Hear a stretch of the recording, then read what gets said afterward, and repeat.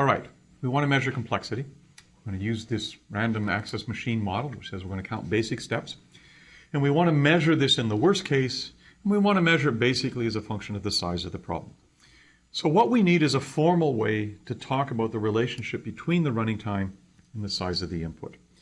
And as we suggested, what we're mostly interested in is what happens as the size of the inputs gets very large, as it approaches infinity. So let's look at an example of how we might capture that a little more formally. And in particular, let's look at a little example. I've written a loop here, or a function rather, that's got 3 loops in it. I'm first going to loop for I from 0 up to 999.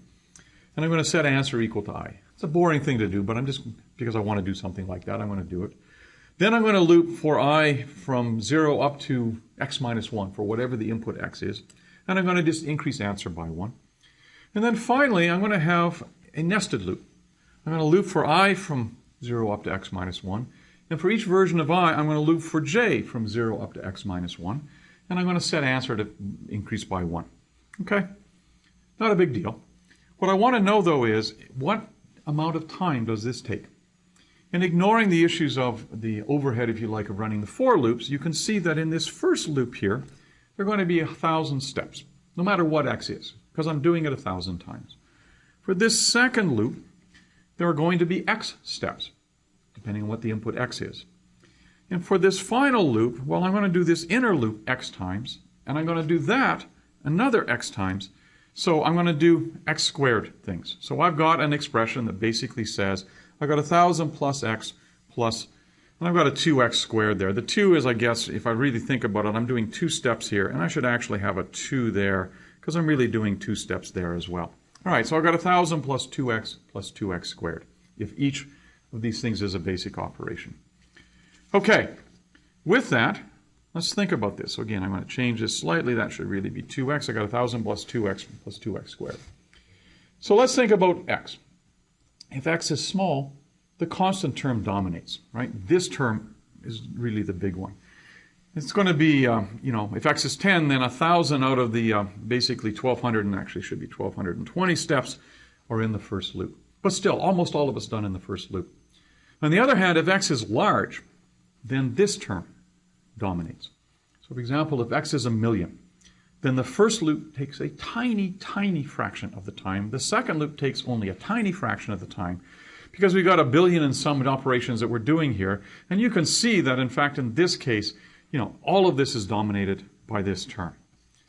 We really only need to consider, when we look at code then, that nested loop, the quadratic component. And does it really matter if this part takes 2x squared steps as opposed to, say, x squared steps? A little bit, but not really. In our example, if our computer executes 100 million steps per second, then the difference might go from 5.5 hours down to 2.25 hours. So the 2 does matter in terms of practical time. But on the other hand, if we could find a linear algorithm here, something that varied with x, not with x squared, then this thing would run in a fraction of a second. And so, again, it goes back to saying those multiplicative factors probably are not crucial. It's really this order of growth that is the most important thing that we want to deal with. So, what we're saying is we want to use asymptotic complexity. And what does it mean? We're going to describe the running time in terms of the number of basic steps. If the running time is a sum of multiple terms because of multiple components to the code, we're going to keep the one with the largest growth rate. And if that remaining term is a product, we're going to drop any multiplicative constants. And so here's where the asymptotic portion comes in. We're worrying about it as the problem size goes to infinity. That's really what we're concerned about here. The notation we'll use, we borrow from theoretical computer science. It's called a big O notation.